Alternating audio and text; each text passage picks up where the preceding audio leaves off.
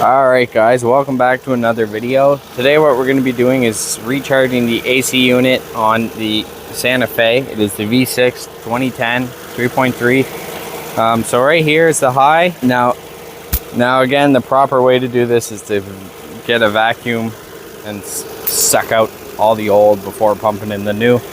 But sometimes this is a good temporary fix. Right now it's just blowing hot air, so hopefully this fixes it.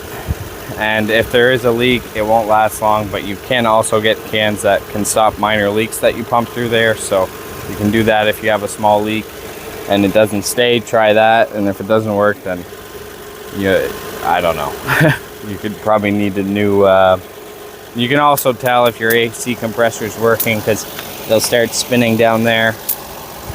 And that's how you know. And you can hear it too. So if your AC compressor is bad, then doing this isn't going to fix anything, obviously. It's actually the low, which is over here. So you're going to go ahead and do that. The black flies are insane.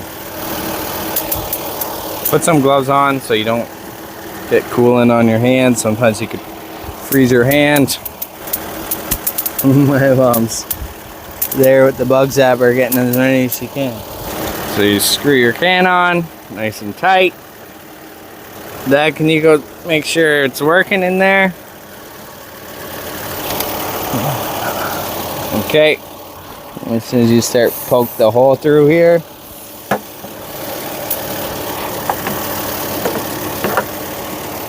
You'll feel the can start to get cold. Means it's working. Oh my goodness, these bugs are insane. Watch the gauge, make sure it doesn't go in the red.